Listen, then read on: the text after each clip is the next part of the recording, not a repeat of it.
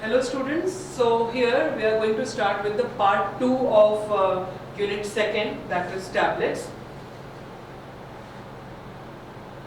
Okay, so in the first part we have discussed about what is tablet, what is its definition, what are the ideal characteristics, how many types of tablets are available in market, and today we are going to discuss about excipients. So without excipients, tablet is like you cannot formulate tablet except for the directly compressible drug.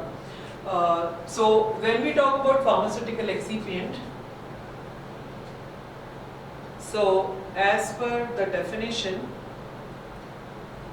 yes, these are the substances other than the pharmacologically active drug or prodrug which are included in manufacturing process are contained in a finished pharmaceutical dosage form. So we have to understand that these excipients do not have any pharmacological action of their own. So they are just here to add the bulk, or they may be to help in the disintegration, or to add maybe to the flavor of the tablet, or to help in the manufacturing of the tablet. So these kind of excipients are there. So what is the function of excipient? It helps in protecting the product stability and increase stability, improve the solubility, enhance bioavailability, modify the drug release, like we use different kind of polymers in tablet, and helps the drug to exert its action at the required location. Also, it keeps the drug from being released early. Sometimes we need such kind of excipients as well, and assist in product identification.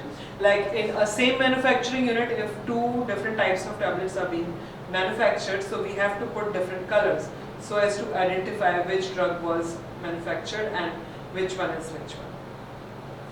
It increases the patient acceptability and improve patient compliance, facilitate dosage form design, enhance taste and improve appearance. So types of excipients. So first one is diluent, second one is binder and adhesive, third is disintegrant, lubricant and glidant and anti-adhesives. All the three almost more or less they exert same kind of behavior, so I have put them in one category. Flavors and sweeteners, colorants, adsorbents, buffers, antioxidant, chelating agents. So first let us discuss about what is diluent. So these are also known as fillers,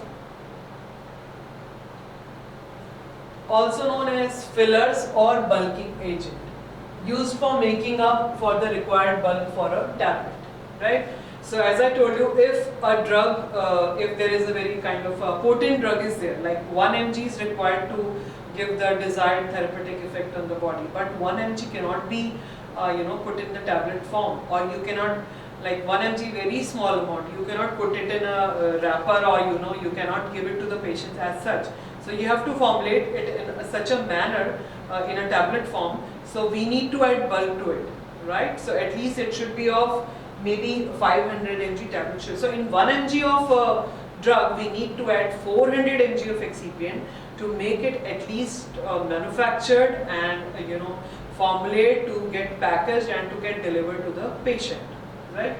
So mostly, and it is these fillers or bulking agent are used when dose of the drug is too small to formulate as a tablet, and if the dose is high, bulking agents are usually avoided unless otherwise required. So what are the characteristics of the ideal diluent? So they must be non-toxic, of course, and they must be acceptable to the regulatory agencies. All the diluents and filler or any kind of excipient should have approval from the regulatory agencies in all the countries where the product is to be marketed. If it is to be exported out of India, so we have to take approval of the regulatory authority, which are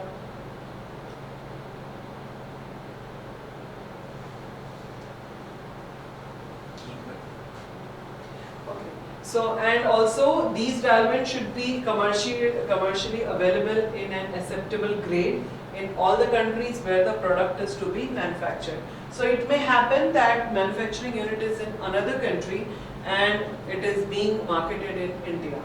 So that particular excipient should be available in that country and with the acceptable grade. Now, acceptable grade is one thing, like grade means what kind of powder size and what kind of, like if it is a hydrate form or anhydrous form, what we need. So that is kind of grade, or fine particle, or maybe granule form or crystalline form or amorphous form, right? So that kind of, when we talk about grade, acceptable grade, so we are talking about this. So they must be cheap as well compared to the active ingredient. It should not happen that it increase the cost of the product, right? If the drug itself is very expensive and also on top of that we are adding a very expensive excipient, it will altogether increase the price of the product. And in that case, what will happen? The patients will not be, many patients will not be able to buy it. So what will be the use? It will not go to the masses, and it will not it will not be used by majority of the patients. And the next one is they must be chemically stable alone or in combination with the drug and or other tablet components, right? So also the excipient, the diluent, fillers or bulking agent should not interact with the active ingredient or the other excipients which are added in the tablet. They must be color compatible, should not produce off color appearance. Should not produce off color appearance.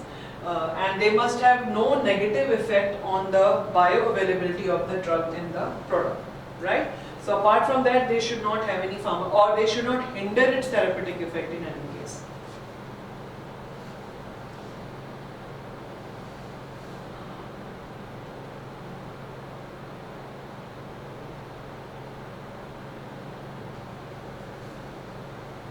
So commonly used tablet diluents are lactose anhydrous and spray-dried lactose, directly compressed starch star RX 1500, it's a grade basically which I was talking in the previous slide, and hydrolyzed starch, example is Amdex and Salutab, microcrystalline cellulose, Avicel. Sir.